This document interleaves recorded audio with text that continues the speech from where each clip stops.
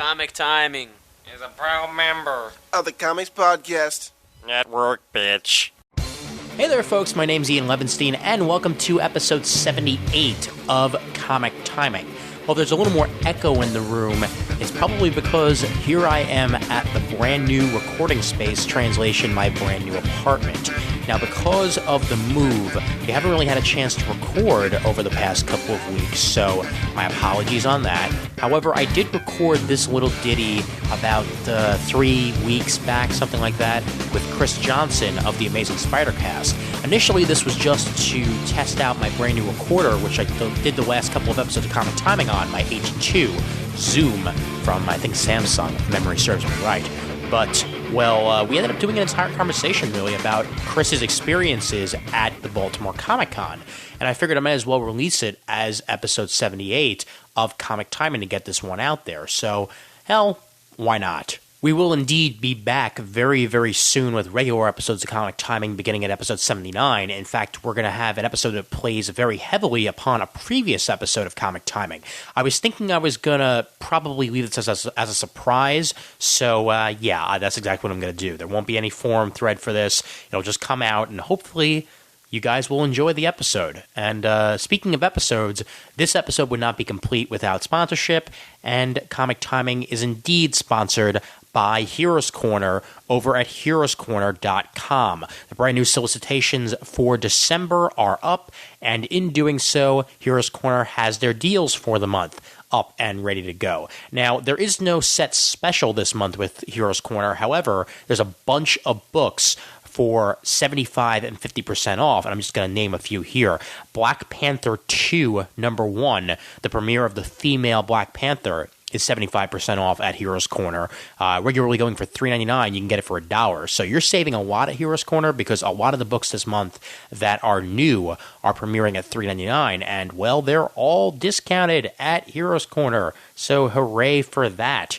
Fables number 81, which actually has a mature tag for the first time. I've never seen that on a Fables comic up until now, but yeah, Fables number 81 for mature audiences only. 50% off at Heroes Corner, regular $2.99, only $1.50 at Heroes Corner. Cable's on sale for 50% off at $1.50. Brand new story arc there. Super Friends number 12 is $1.25, 50% off. We've got a whole bunch of other stuff for you at Heroes Corner, but let's actually go first with the Comic Timing picks of the month, and we will begin with DC, as this was Brent's pick, and this one is Detective Comics number 853. Now, this is part 2 of Whatever Happened to the Caped Crusader. Part 1 is taking place in Batman, and this one is written by Neil Gaiman with art by Andy Kubert and Scott Williams. You can't get a better team than that, and this is, in essence, the Batman version of Whatever Happened to the Man of Tomorrow, the famous Alan Moore title that he did about Superman. Now, is this going to be the end of an era for Batman? Well, I guess we'll have to find out. And this one is 50% off at Heroes Corner. Yet again, it's a $3.99 comic, which you're getting for $2, so hooray for that. The independent pick of the month this month is, we're actually technically going Vertigo, but, you know, that's independent enough for us. And this one is going to be Bang Tango number 1. And it's written by Joe Kelly, and the concept sounds amazing. Basically, okay, yeah, I laughed when even thinking about this. It's you know, a former mob hitman who becomes a really big tango star. And, well, that's kind of how I can explain it. I'm sorry. Ex-gangster turned tango guy, you really don't need to explain more than that. The art's by Adrian Sabar and Rodney Ramos, cover by Howard Chaykin. It's only 75 cents this month at Heroes Corner, 75% off of the regular $2.99, so go and check that out. And our Marvel pick of the month will make Raf Suhu a very, very happy boy. That's right, War of Kings, Dark Hawk number 1. The brand new series coming out of Marvel Comics, bringing Darkhawk back into the center of Marvel books. And the big change this time is that he seems to be a cosmic hero now, and still working for his job at Project Pegasus, which he was doing over in the Nova book. So it's going to play off of that. And, is Darkhawk going to destroy the world, or is he going to save it? We find out in this. It's written by C.B. Cebulski, penciled by Harvey Tolabau, and covered by Brandon Peterson. And this is all part of War of Kings. 50% off at Heroes Corner. It's another $3.99 book that you'll be able to get for $2. And the Comic Timing special discount code, as usual, is CTROCKS. That's CTROCKS. You will get an additional 5% off on your first order at Heroes Corner if you use that promo code. First-time users only, though. So, hey, give Heroes Corner a shot. The best damn customer service around. HeroesCorner.com. Thank you so much for your support, Heroes Corner. You guys are the best. And we are announcing here that it is official. We will indeed be in the 2009 Podcast Arena at New York Comic Con. More details to come, and full information on New York Comic Con is to come. But we will be sharing a table with the Geeks Unite guys, Juan and Raph, in Podcast Arena. It'll be myself, Juan, and Raph. And, best of all, yet again, more information to come, but Comic Timing will be at MegaCon as well. Comic Timing, MegaCon 2009, Brent Cassina, Ian Levinstein, yet again, Brandon will be there. Not sure about Raph yet, but at least the three of us will be trolling the floor at MegaCon. You'll get another live show directly from the hotel room as well. I cannot wait for this. The month of February is going to be huge for Comic Timing, so we are certainly not dead and gone. We might just be a little bit injured right now, but hey, we're building ourselves back up, and I've got an actual room to record in now as opposed to a closet. That makes me a very happy camper. So without further ado, here is my, I guess you can call it an interview with Chris Johnson of Amazing Spider-Cast as we talk about his time at Baltimore Comic-Con. Enjoy.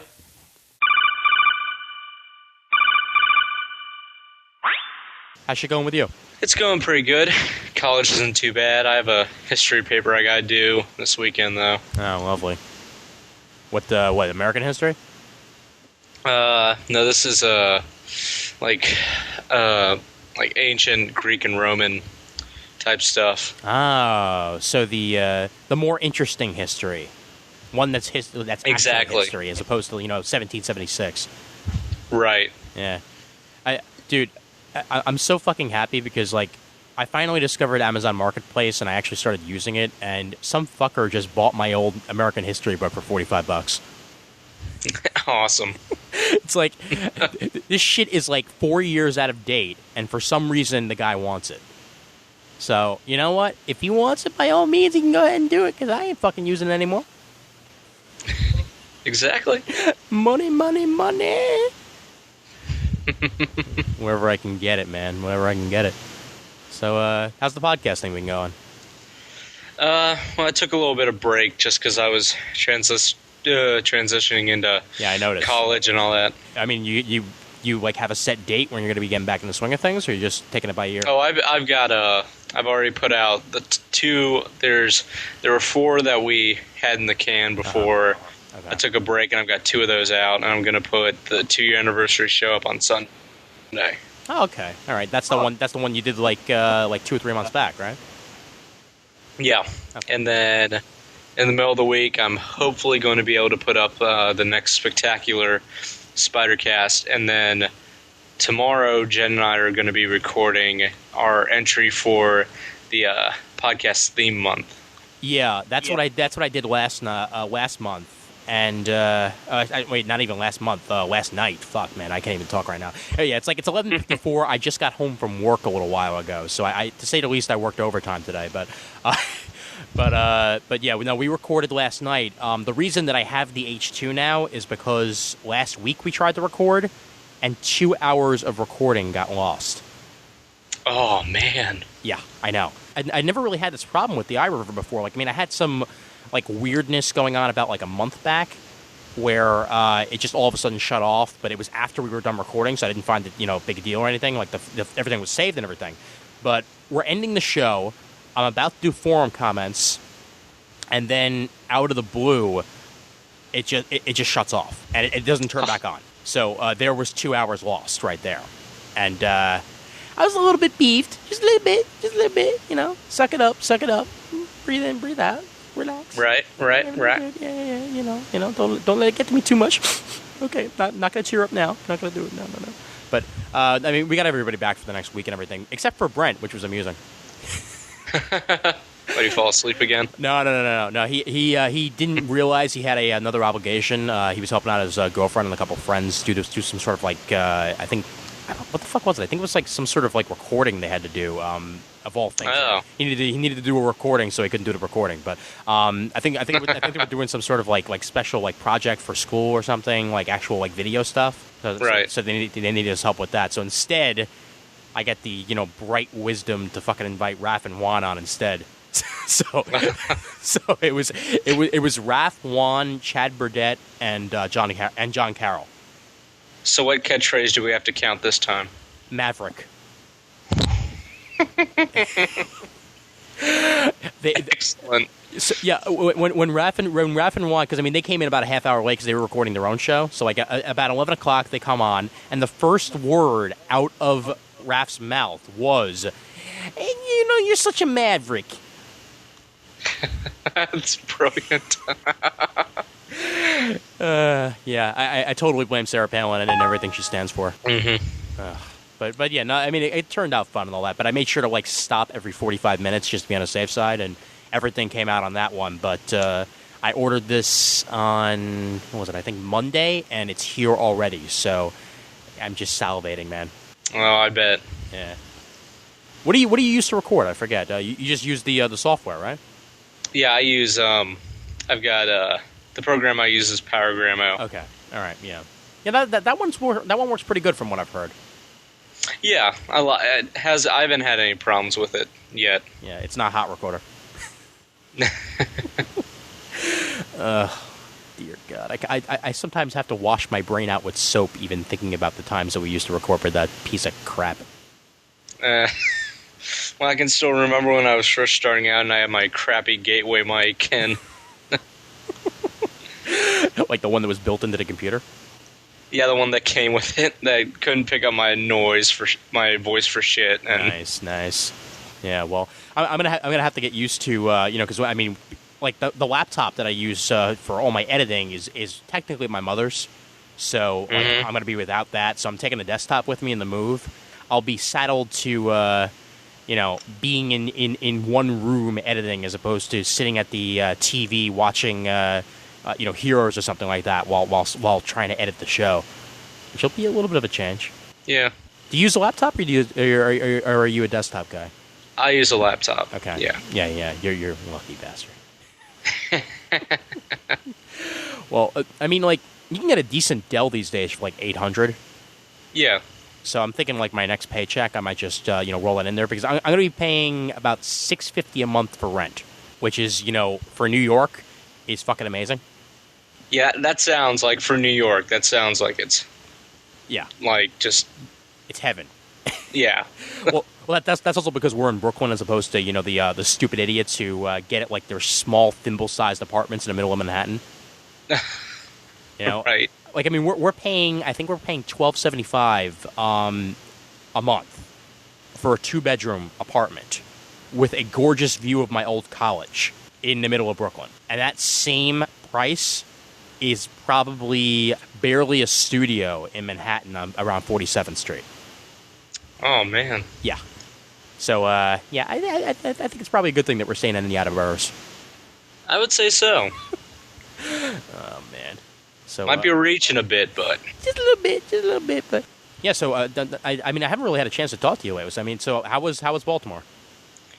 Baltimore, well, they moved it from where it was last time. I don't think they were expecting as many people as showed up to the con this year. Okay. And so the line there, it was really crowded. I mean, you've got Jeff Johns and James Robinson at one booth, and then a couple booths over, you've got Brian Bendis.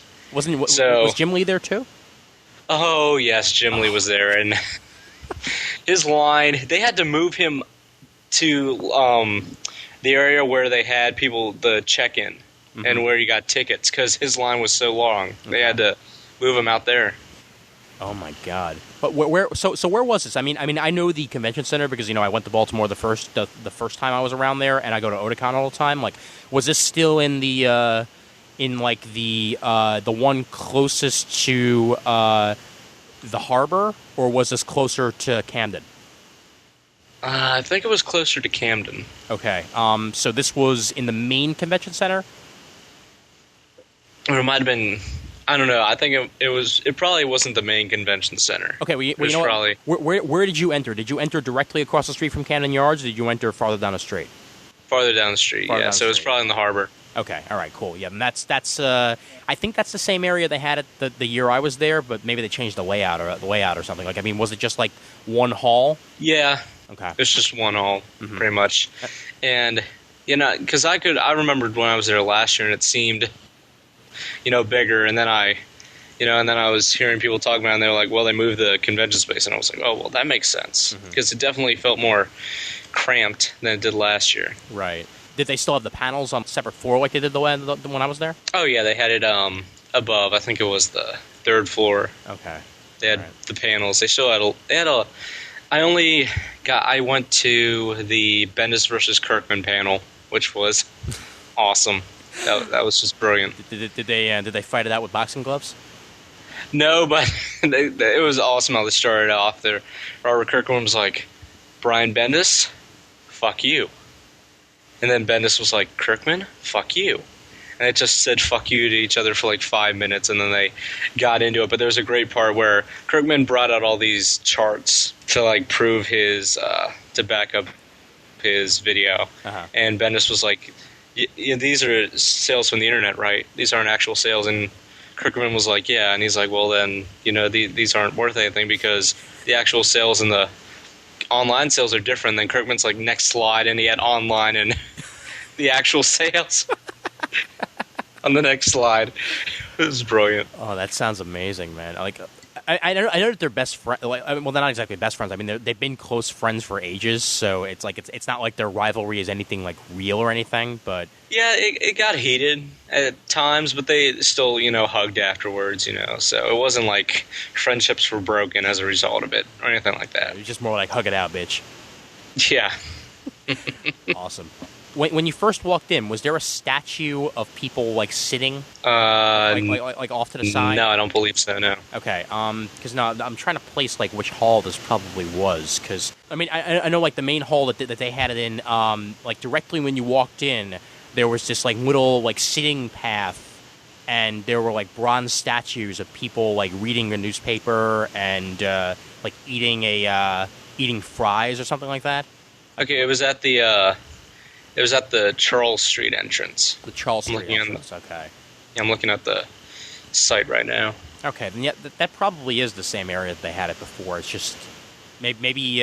Well, okay. Did they keep the hall in one room last time? It felt like it was. It certainly felt the convention space certainly felt bigger last year Okay. because like it was pretty congested in the rows when you're trying to get to booth. Right. But last year it seemed like you had space to move, Well, but it was really congested this time. One would think that they would have assumed they were going to get a large amount of people with guys like Bendis and Kirkman and frickin' Jim Lee at a convention. Yeah, Right. I don't know why they didn't have a bigger space. Well, I guess they certainly will next year. Oh yeah, like they were talking about, maybe they should make it a 3-day con or at least, get a bigger space for next year. Hey, I mean, 3-day con I'd be all for. In fact, that'll probably get me to go to it as long as it's not yet again the same weekend as New York Anime Fest, because that would be a major pain in my ass. Oh yeah. Yeah. I mean, Anime Fest was a piece of shit, but it was my piece of shit, if you know what I mean. I hear you. It's like, I mean, anything that's like well, not even walking distance, but I mean, like train distance versus having to book a hotel room and have to worry about transportation and all this shit versus, you hop on the B train, you're there in 45 minutes, you walk over to Javits and bam, bam, that's it. Mm-hmm. I mean, like, I want to go to Baltimore. For the love of God, I want to go to frickin' Baltimore Comic Con again because I loved it the first time I was there, even if it wasn't like the ass end of like outside of Baltimore County. You know, yeah, first, I was a moron booking my hotel room the first year because I had never been to Baltimore before. Okay, so in my New York City brain head, I thought, hey, it's Baltimore. It's got to be close. Yeah, about that. Not really. Yeah, I've had family up there like all my life, so Well, I mean, luckily I was on the light rail. Mhm. So I mean, we were able to take the the light rail in every day, but we didn't know that going out there, so we spent a cab ride, which cost over $100. oh jeez. Yeah, that was a major pain in my rump, Well, I can imagine. and I ain't never getting back. But on the bright side, there was a Damon's Grill in the shopping center near where we were staying, and that might have been the best food I've ever eaten in my fucking life. Oh, well, there you go. It was pretty damn good. If you ever get the opportunity to go to a Damon's, if they even still exist, then take the opportunity. There's nothing quite like scarfing down ribs at midnight. That sounds awesome. Well, like we hadn't eaten all damn day, you know, and we're heading back to the hotel room. And it's like, okay, what do we do? So we walk around the mall for at least a little bit to see if we can find something, and we sort of hear the music, and we follow the music, and the music is like wafting over us, and then we start smelling food. So then the smell is leading us along with the music, and then we find Damon's, and we're like, okay, that's where it was coming from. The end. So what other shit you been up to? Anything? No, not really. Wow, you have a very exciting life. Well, there is one thing I'm not at liberty to discuss right now. Uh-oh. What happened? You end up in jail? No, nothing like that. Okay, all right. Whoa, okay, all right. Is it something show-related? Is that it? No, it's not show related. Oh, okay. Are you running for president? Well, I don't know any MILFs, so I don't think I have a good shot. Oh, man. You know, I love how someone registered vpilf.com for Palin. Like, long before she was even vice president, the guy, like, on a whim, you know, because he saw Palin's name in the running and thought, I should probably register vpilf just in case. Genius. And it is now, like, the source for all your Palin news.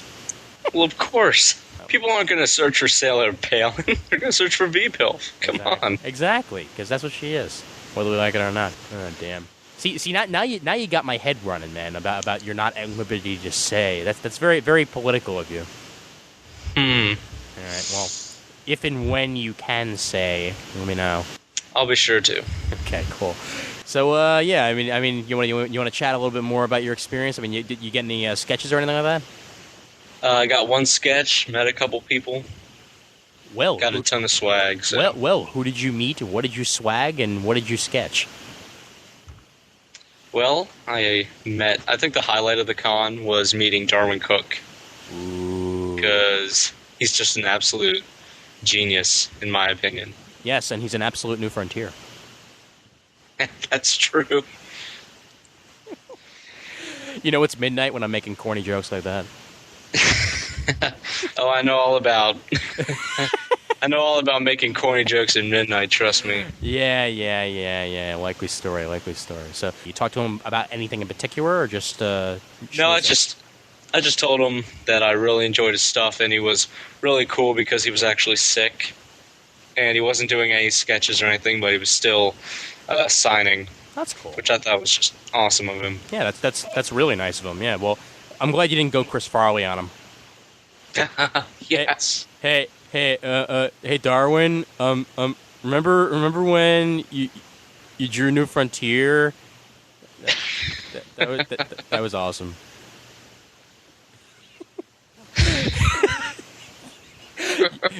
I guarantee you, he's had at least 2,000 people come up to him in his con, experiences, and do that exact same thing. I wouldn't be surprised. Well, you get to meet that could make for an awesome video podcast. Oh, God. Yeah, and the entire time he's holding his nose because the guy also smells like a turd. Hey, Jeff Johns. Remember when that time you wrote Infinite Crisis and you killed off Connor? Why'd you do that? The possibilities are endless. So who else you get the schmooze? I talked to Mark Waid for just a second. He signed one of my issues of Brave and the Bold, and I got to tell him how much that run rocked. Did you tell him, Mark Waid, I'm sorry? No. I'm still sorry about MegaCon. I'm sorry, Mark. We'll never sick wrath on you again, I swear. Especially since the RAF radio has infected him. Yes, and he's a maverick.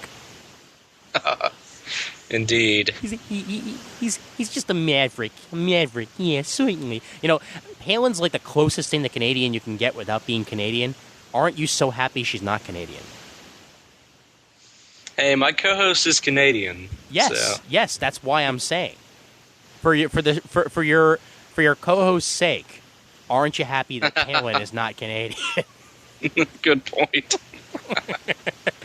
Yeah. All right. So yeah. Go through your list of meeting and stuff like that.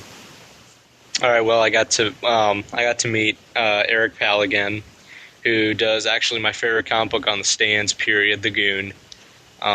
Last year, I had only known his stuff from his Arc in Action comics. The first issue had come out when I talked to him last year, but since then I've read like every trade. I've been reading The Goon monthly, and I think it's just the best book on the stands, and so it was awesome. Does he do art on that too, or is somebody else doing the art? Oh yeah, writing and art. Okay. It's all Eric Powell. Okay, all right, gotcha. Yeah, because I have the first volume of Goon. I read it. I like weird. I like strange. That might be a little bit too weird and strange even for me. It's not for everybody. It's definitely not for everybody. Yeah, it's like it's the ambush bug of horror comics. I can see that. Because I mean, nothing is more like all over the place and crazy and zany and out of this world than the Goon. Mm-hmm. And the satire too. My God, he puts the satire on thicker than even Giffen can do. Totally. Yeah. All right. So who else you got? Robert Kirkman. Ooh. That was kind of my stand there like an idiot. Last year was John Romita Sr., and this time it was Robert Kirkman. So that was your Chris Farley moment. Okay. Mm-hmm. Definitely. Remember when you wrote Invincible? Yeah, that was awesome. It was actually funny because the guy in front of me, he had picked up a Walking Dead hardcover, and he had picked it up used. He didn't. It wasn't a brand new volume, and it turned out that Robert Kirkman had already signed it. So when he brought it up for him to sign, he's like I already signed this. That's hilarious. Did he pick it up at the con, or was it? Yeah, I think he picked it up at the con. Yeah. Okay, because that would be fantastic if he picked it up like randomly, like at a used bookstore or something like that, and it just happened to be a signed Robert Kirkman. That would have been awesome. Yeah. I think it was signed by Adler too. My God, man. Okay, I guess someone really didn't like Walking Dead much. I guess they liked it enough to get it signed and then to just get rid of it. It amazes me how people can be like that sometimes. That even if they don't like something, they'll get something signed and then they'll either sell it or not even bother to read it. Mm-hmm. Because I met people like that before. I'm like, hey, yeah, so you got to meet Frank Miller, huh? Oh wow, he signed your All-Star Batman and Robin. You don't read All-Star Batman and Robin. What the hell? Okay. Yeah, one of my pet peeves is the people who just throw a stack of books down on the creator. Mm-hmm. My rule with that is I only bring one thing to get signed. Because for me, it's more about getting to meet them, shake their hand, and tell them I love their stuff. Oh, yeah. I would take one book for a memento, purposes. But other than that, it's more about meeting the creators for me. Oh, of course. No, dude, without a doubt. I mean, you brighten their day. by, thanking them for liking their stuff and, for letting them know just how much it meant to you, as opposed to just standing there like a doof and, not saying anything. If you actually just say the words thank you, they're happy to hear it. That's all you got to do. Just show some affection, for God's sakes. Definitely. They're human beings, not, automated signing machines or anything like that. You can certainly tell which ones have never had girlfriends when it comes to fans, The guys who can't say please or thank you when they're getting something signed, they've never had girlfriends. Mm-hmm. Because they're too socially awkward to understand that that's how the world works. Enough said. I just lost about 20 listeners, but I don't fucking care. but yeah, and I mean, too, like, there'll also be the people, and again, this is like going on the same things where, if like an absolute Walking Dead comes out, it doesn't matter to them if it got signed. They'll just get rid of their original volume, and then they'll get that. And I'm like, you got it signed. There's emotional attachment to it, isn't it? And they're like, it's just a book. I don't care. Yeah. What can you do? Yeah, biatches. Word. Yo. For shizzle. All right, I'm done. So, I mean, you get to meet any artists that you like? Chris Caruso, who does the Mini Marvels, cool. And he actually did me an awesome Alan Scott Green Lantern, which I'm chatting to you. Aren't you sort of breaking the rule by having Mr. Mini Marvel do a DC character? Well, I was originally going to do Hypno Hustler, but I've always had a soft spot for Alan Scott, so... Well, you would have had the broad reference, I'm sure, if you were going to do Hypno. Oh, yeah. Yeah. Then I just got a bunch of pictures off the net, and I put them on. I pasted them to a board that was in the sketchbook, and then I brought that along for reference. Yeah, very cool Alan Scott, by the way. I love the look on his face, too. It's like, oh my god, I have a ring. I'm thinking about commissioning the entire JSA. Oh, the original JSA. Or better yet, how about all the Green Lanterns? Well, not just all. I mean, I don't mean all the Green Lanterns as in all the Green Lantern Corps, but all 6,000. All the Earth Green Lanterns. John Stewart, That'd be cool, too. Kyle Rayner, Hal Jordan, Alan Scott, because he's technically a Green Lantern. Throw Jade in there if you want to. Mm-hmm. It's magic. And I got to meet Mike Norton, who is awesome. Never heard of him. Did he eat your baby while you were in line? No, I did not see any babies being eaten, although I thought I saw some little legs underneath of the booth. But then when I looked back, I didn't see anything, so it might have just been a trick of the light, It must not have been Mike Norton, then. You must have found the wrong guy. Guess so. Yeah, that's a shame. Read Green Arrow, Black Canary. I actually picked up the issues 7 through 12 of Green Arrow, Black Canary that he did, and read through those and really enjoyed them. Very nice. Yeah, I am kind of still annoyed at what happened to Connor, though. Because vegetative state, no. I'd much rather the Green Arrow that I grew to love when I was reading comic books still be walking around like a human being. And the most recent issue, shit happens to him, but it's still not Connor. It's still not right. So, I mean, hopefully we'll get to a point where he's back to normal, but stop messing with him, dude. Come on. Enough said. Mini rant. Number 17. You got him numbered. Well, I have to, or else I'll lose track. True. I mean, how does it stack up to last year's Baltimore Comic Con? I mean, I know you mentioned that it was a little bit smaller than the last year's. I mean, did you have a better time this year than you did the last time? Oh, yeah, definitely. Like, last year, I had a bit of a limited budget on what I could spend, and this year there was an ATM located in the convention center, so I hit that a couple of times. Yeah, that'll help. Well, it's like I remember at MegaCon this past year, there were 2 ATMs in the entire place, and the line to those ATMs was out the frickin' door, man. I mean, it didn't matter that they were charging like $2.25 to take out money. People were just over there to their heart's content, getting out their money without realizing, oh shit, I'm spending more money than I can possibly stand. That's what the count will do to you. Amen. But yeah, way too much money spent on a weekend. That's what a convention's all about, baby. Oh, definitely. What'd you pick up haul wise? I mean, comics. Quite a bit of stuff. After hearing some good things about it, I started picking up All-Star Squadron. I got issues 1, 3 through 6, 9, 11, 16 to 17, 22 to 23, 27 to 28, 41, and annual number 2 from that. So I'm going to be picking up the All-Star Squadron issues whenever I hit a con. So it sort of sounds like you're calling out football numbers there. Hike. Ready? Also, hut. Sorry, now all I can think of is Tecmo Super Bowl for the NES. That was my favorite part. If you didn't press the A button, he would just keep on saying over and over again, hike. Until you did something. All right, but continue, please. I'm cutting you off.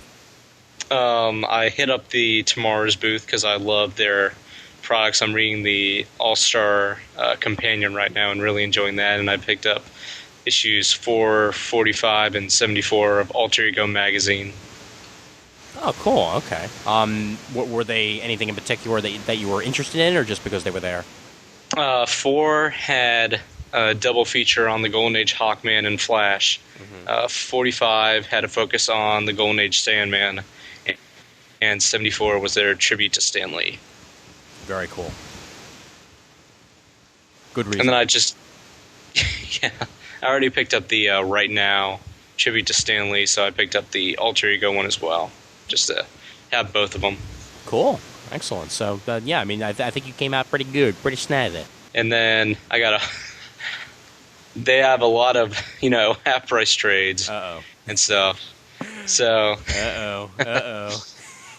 I'm bracing myself, Chris. Don't worry. Come on. It's not too many, right. But I got Captain Marvel Volume 3, Criminal Volume 1, JSA Presents Green Lantern, and Justice Society Volume 1, which collects the 70s All-Star comics in that. And then a bunch of just 25-cent bin stuff. Like I got the Black Plague number 1, Call number 2, the Cerebus Guide to Self-Publishing, Fallen Angel issues 10 and 11. Which Fallen Angel? IDW. Okay. Local 8 and 9. Powers from the Image Run 18 and 20. I got Razzle number 1 for 50 cents. Razzle? What is Razzle? It is Jeff Smith's new book. Oh, okay. All right. Wow, it's 50 cents already? My God. Yeah. That shit just came out. I know. I was surprised that was in a 50-cent bin, but hey, it was in there, so... I'm not going to double question it, man. Come on. Whatever's cheap is cheap, man. Oh, yeah. And then I got Rocketto, 7, 9 through 12, and I haven't read those yet because I want to pick up the rest of the issues before I read the entire thing. I picked up that Sharkman, number 1 from Thrill House a couple years ago. I picked up issues 1 through 5 of Vinyl Underground from Vertigo. Cool. And then I found an issue of True Story Swear to God number 17 before it went to Image. That was in the 25-cent bin, so I got that. Man, damn, that's making me miss Baltimore, because that was what Baltimore Comic-Con was for me that one year that I went. It was just a great place to pick up a bunch of back issues that I hadn't had. Like, I mean, I finished my actually not finished, but I started. Yeah, that was where I started, wasn't it? I picked up about the first 15 issues of Manhunter there, and a bunch of the DC Fallen Angel, because there were a bunch of the DC Fallen Angels that I had missed when they first came out, because I came onto the title near its end before it switched over to IDW, and was able to pick that up there too. I mean, there are so many more 50-cent guys and dollar bin guys in Baltimore than there are in New York. Oh, yeah, they had a ton of dollar bins there. It makes me very, very sad that there aren't more dollar bins in the world today. But you know what? That's the economy. Yeah, They're all $2 bins. unfortunately. Except at Baltimore. Yep. All right, well, I got about 9 minutes left on this SD card before I get my 4 gig in the mail in the next couple of days, so I guess we should wrap this up here. But, nice impromptu mini episode of Comic Timing detailing your Baltimore Comic-Con stuff. And I didn't even bother to tell you it was a Comic Timing until after we'd recorded the Baltimore Comic-Con stuff in the first place. Holy crap, man. Well, I'm planning on coming up for New York. Excellent. If I can swing it, so. Okay, well, that's early February, so it's not too far, man, and it's $50 for the weekend. Yeah, I think I should be able to swing that. Okay. You want to pip the website? Yes, it is theamazingspidercast.libsyn.com.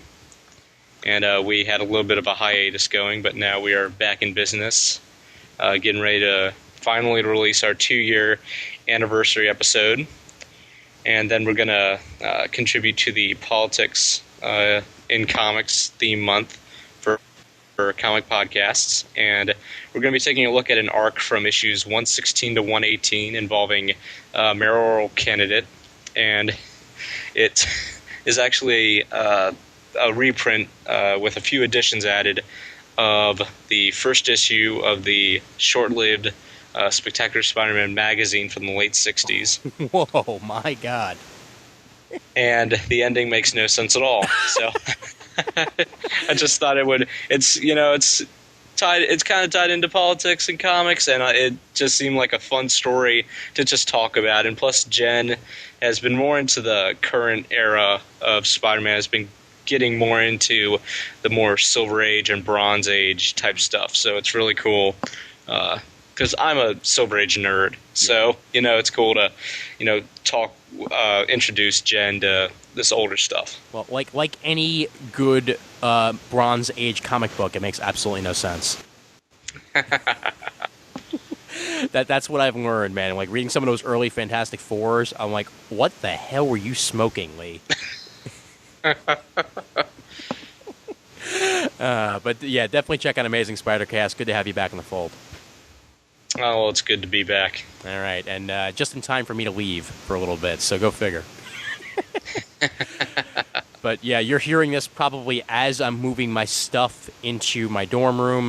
Well, what am I saying? Dorm room? Wow, holy crap! Yeah, that's what it feels like. But no, more like into an apartment. So so one this is probably mostly unedited, just to make my life easier.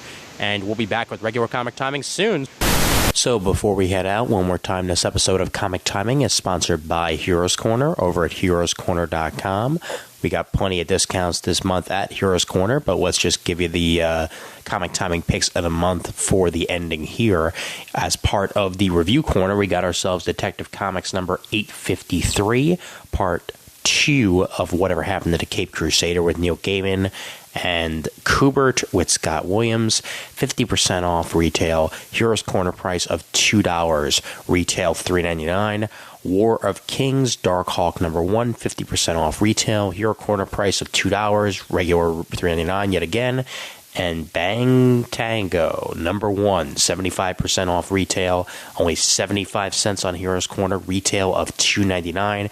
The Heroes Corner code for Comic Timing, yet again, is CTROCKS. That's CTROCKS. So go ahead and use it over at HeroesCorner.com and find out about all the other great discounts this month over at Heroes Corner. Best customer service around, HeroesCorner.com. And the email address for Comic Timing is comictiming@gmail.com. Don't forget to check out the forums over at thecomicforums.com. Graciously hosted by the Comic Geek Speak guys over at comicgeekspeak.com. We're proud members of the Comics Podcast Network over at comicspodcast.com. And we're also members of the League of Comic Book Podcasts over at comicbooknoise.com/league. Please vote for us on Podcast Alley. Please dig us on dig.com and send us your iTunes reviews if you can. So for the Not In This Episode, Brent Cassina, and for Chris, I'm Ian Levenstein, and as always, there's always time for comics.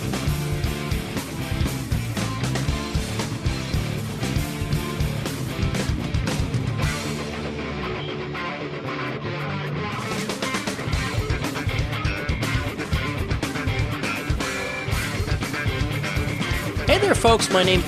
Wow, that was a squeak. Holy crap.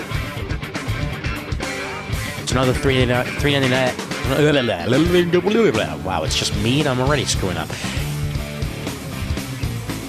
What do you talk to him about that?